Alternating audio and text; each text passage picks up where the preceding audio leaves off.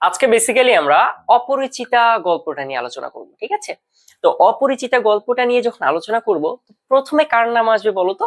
প্রথমে আসবে রবীন্দ্রনাথ ঠাকুরের নাম। কারণ কি, রবীন্দ্রনাথ ঠাকুর এই অপরিচিতা গল্পটি লিখেছেন।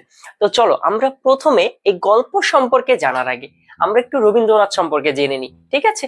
এবং তোমরা সবাই জানো যে রবীন্দ্রনাথ ঠাকুর সম্পর্কে দেখাচ্ছে যে কোনো প্রতিযোগিতামূলক পরীক্ষায় প্রশ্ন আসার সম্ভাবনা অনেক বেশি, তাই না?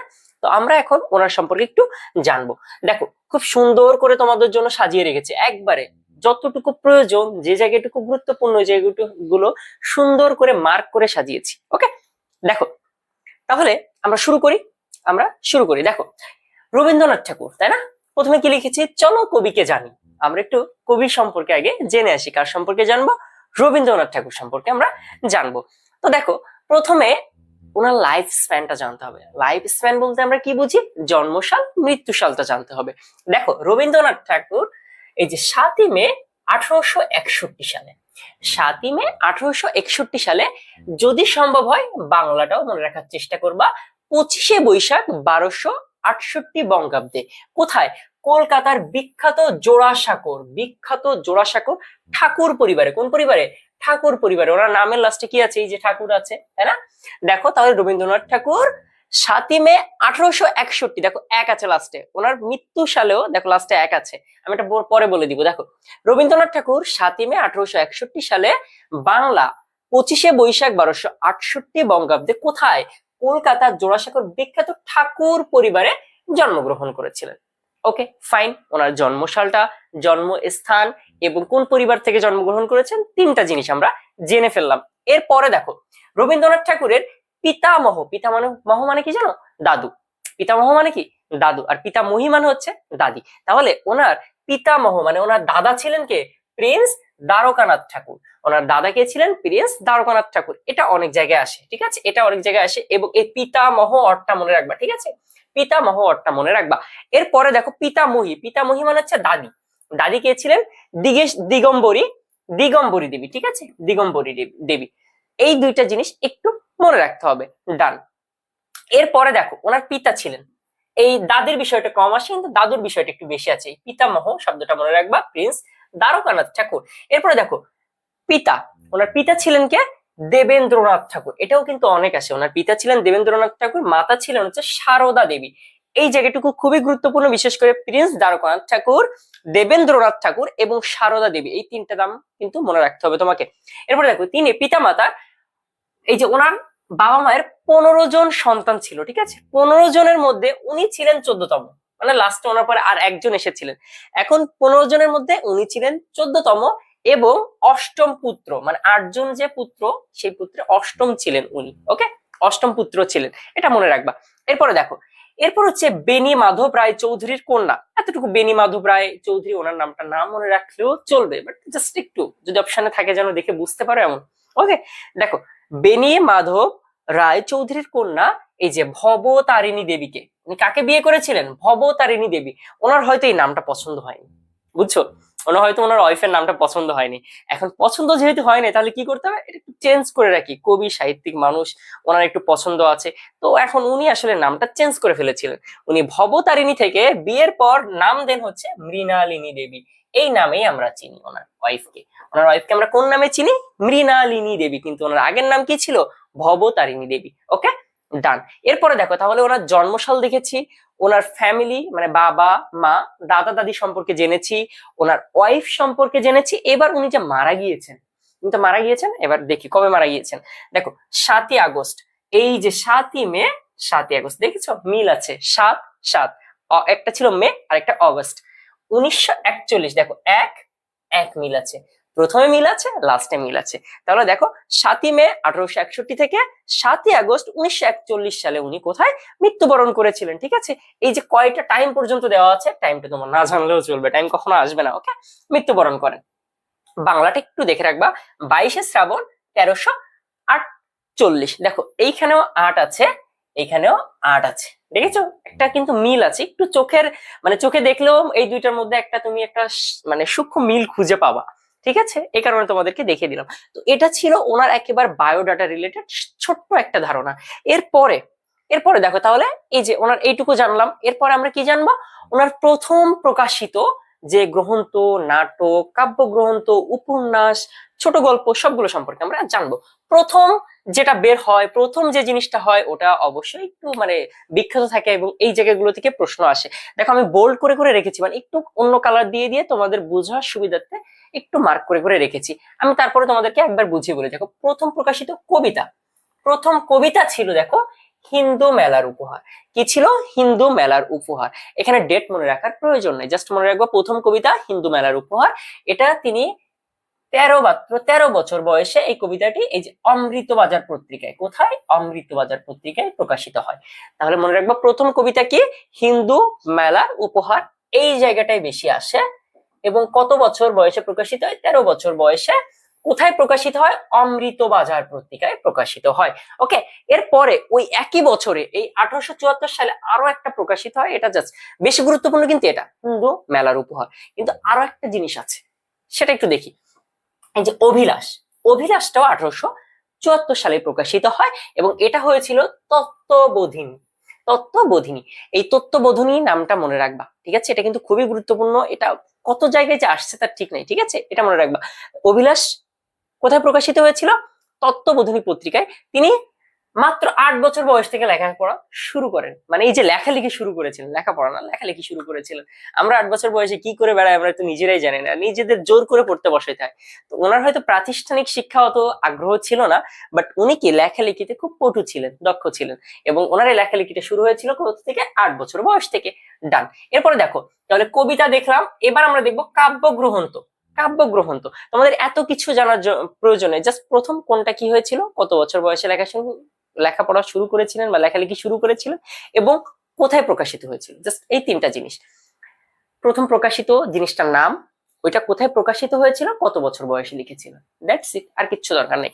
এরপর দেখো কাব্যগ্রন্থ। দেখো প্রথম কাব্যগ্রন্থ ছিল কবি কাহিনী। প্রথম কাব্যগ্রন্থ কোনটা ছিল? কবি কাহিনী। এটা মনে রাখলেই হবে। কত বছর বয়সে লিখেছিলেন? 17 বছর বয়সে। প্রকাশিত হয়েছিল কোথায়? ভারতী পত্রিকায়। That's enough. দেখো কাব্যগ্রন্থ কোনটা? কবি কাহিনী। প্রকাশিত হয়েছিল কোথায়? ভারতী পত্রিকায়। কত বছর বয়সে? 17 বছর বয়সে। ডান।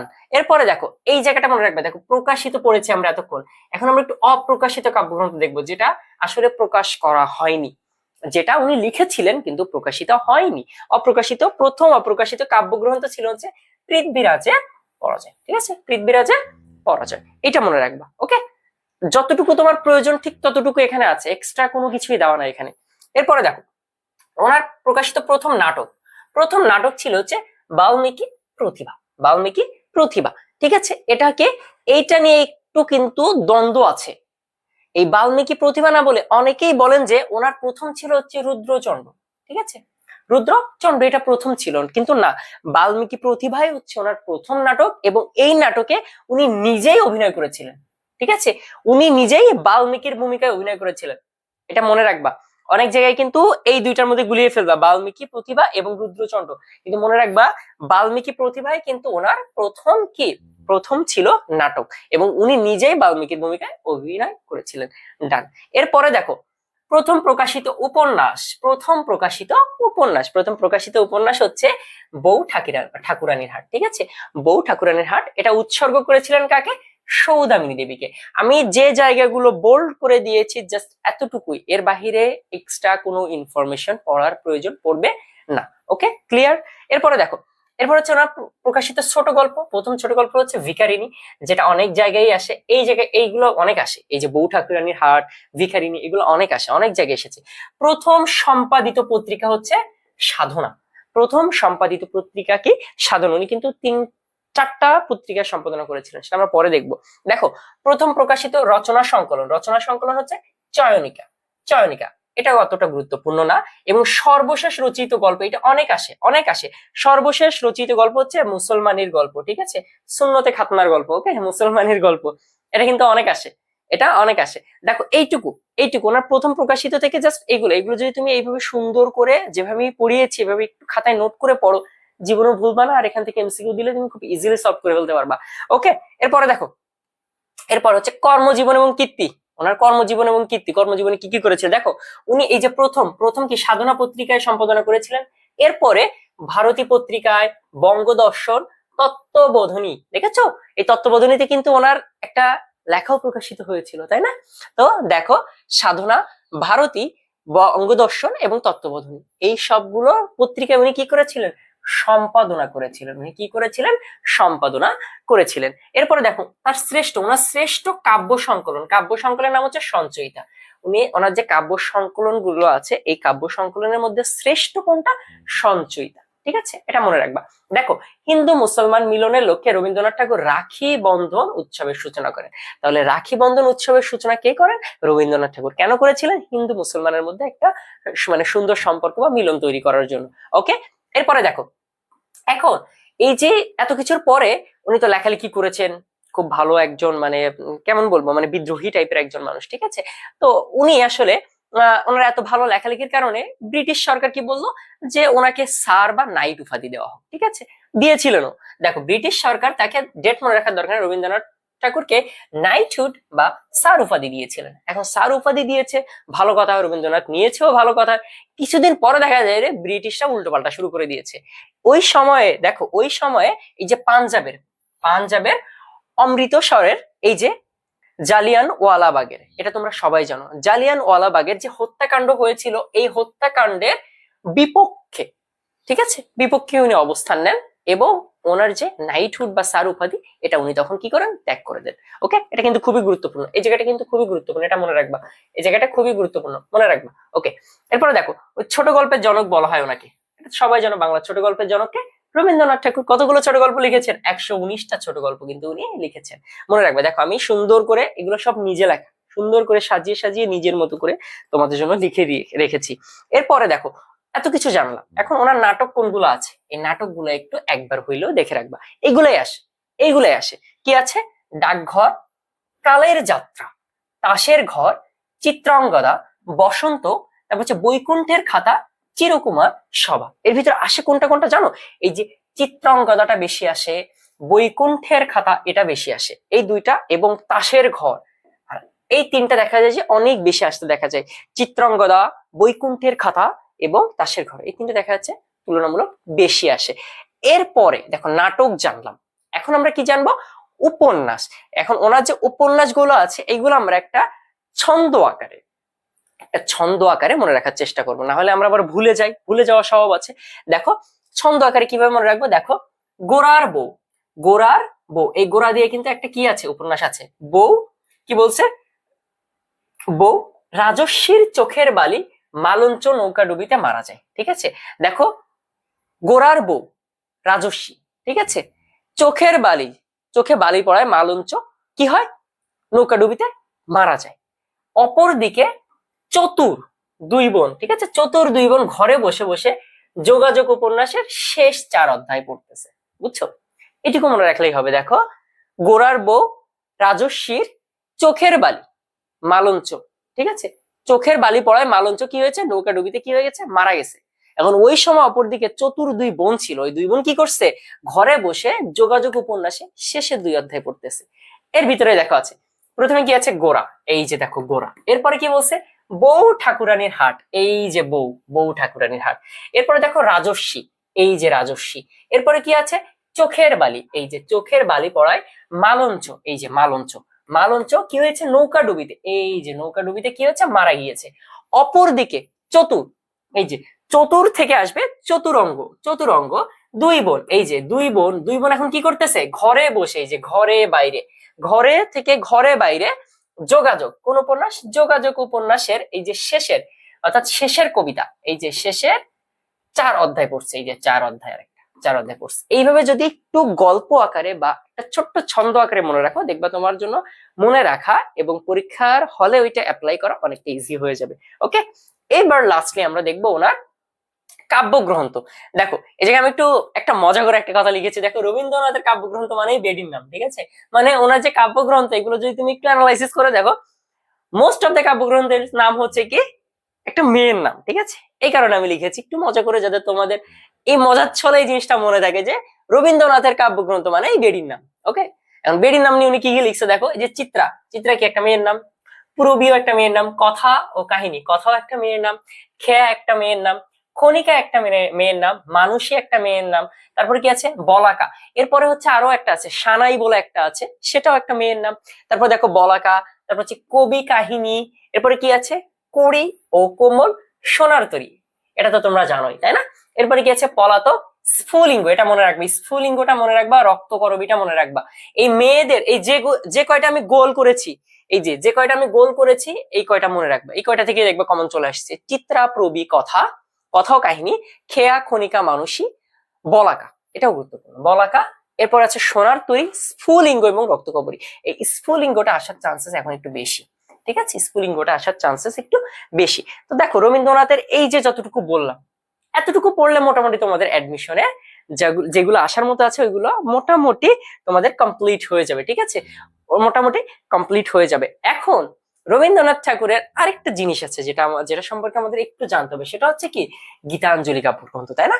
এক গীতাঞ্জলি কাব্যগ্রন্থের জন্য রবীন্দ্রনাথ ঠাকুর কি পেয়েছিলেন বলতো, নোবেল পেয়েছিলেন। আসলে গীতাঞ্জলি কাব্যগ্রন্থের জন্য ঠিক না, গীতাঞ্জলি কাব্যগ্রন্থের যে ট্রান্সলেটেড যে ফর্মটা ছিল সং অফারিংস, ওই সং অফারিংস এর কারণে আসলে উনি নোবেল পুরস্কার পেয়েছিলেন। দেখো এই দেখো রবীন্দ্রনাথ ঠাকুরের 157টি গানের সংকলন ছিল হচ্ছে গীতাঞ্জলি, মানে 157টি গান এক জায়গায় করে গীতাঞ্জলি তৈরি করা হয়েছিল। এই গীতাঞ্জলির ইংরেজি অনুবাদ ছিল হচ্ছে সং অফারিংস, এটার ইংরেজি অনুবাদ কি ছিল সং অফারিংস। এই সং অফারিংস দেখো 1912 সালে ইন্ডিয়া সোসাইটি থেকে প্রকাশিত হয়, কোথা থেকে, ইন্ডিয়া সোসাইটি। এখন এই যে সং অফারিংস এটা আসলে কে লিখেছেন, ডব্লিউ.বি. ইয়েটস, মারাত্মক ইম্পর্টেন্ট এর নামটা, এটা অবশ্যই মনে রাখবা, সং অফারিংস এটাও মারাত্মক ইম্পর্টেন্ট, এটাও মনে রাখবা, ঠিক আছে। এরপরে দেখো রবীন্দ্রনাথ ঠাকুর 1913 সালে গীতাঞ্জলির ইংরেজি অনুবাদ, এই যে ইংরেজি অনুবাদ সং অফারিংস এর জন্য নোবেল পান, ঠিক আছে, সং অফারিংস এর জন্য কি পান, নোবেল পান। উনি কিন্তু এশীয়দের মধ্যে ছিলেন দ্বিতীয়, উনি এশীয়দের মধ্যে দ্বিতীয় নোবেল পুরস্কার পান। এশীয়দের মধ্যে সাহিত্যে উনি ছিলেন প্রথম, কিন্তু এশীয়দের মধ্যে যদি নোবেল পুরস্কারের কথা বলা হয় তাহলে ওখানে ওনার অবস্থান দ্বিতীয়, কিন্তু সাহিত্যের কথা যদি উল্লেখ করে বলা হয় তাহলে সাহিত্যে প্রথম এশীয়দের মধ্যে নোবেল পুরস্কার পান রবীন্দ্রনাথ ঠাকুর, এটা মনে রাখবা, ঠিক আছে। তো দেখো রবীন্দ্রনাথ ঠাকুর সম্পর্কে যদি এইটুকু তুমি পড়ে যাও, এইটুকু যদি তুমি আত্মস্থ করে ফেলতে পারো, এর বাইরে থেকে একটা সিঙ্গেল কোশ্চেন তোমার অ্যাডমিশন আসবে না। সো এইভাবে ধরে ধরে এইভাবে গুছিয়েই পড়বা। আর তোমাদের কোর্সে মানে ফিউচার বিউপিএন অন পয়েন্ট ওয়ের অ্যাডভান্স কোর্সে প্রতিটা ক্লাস, প্রতিটা স্লাইড এমন গোছানো একদম সুন্দর করে এইভাবে ধরে ধরে তোমাদেরকে পড়াবো, নট লাইক দ্যাট যে মানে কোনো রকম জাস্ট দায় সারা পড়িয়ে মুক্ত করে দিলাম এমন না, জাস্ট এইভাবে ধরে তুমি দেখলেই বুঝতে পারবা যে প্রতিটা স্লাইড দেখো অনেক কষ্ট করে খেটে তোমাদের জন্য বানানো। দেখো প্রতিটা স্লাইড তুমি দেখলেই বুঝতে পারো, কোয়ালিটি দেখলেই বুঝতে পারবা। তো এইভাবে যদি তুমি পড়তে পারো, তোমার প্রস্তুতিটাকে গুছিয়ে নিতে পারো, তাহলে ইনশাল্লাহ তুমি অনেক ভালো করবে তোমার অ্যাডমিশন টেস্টে।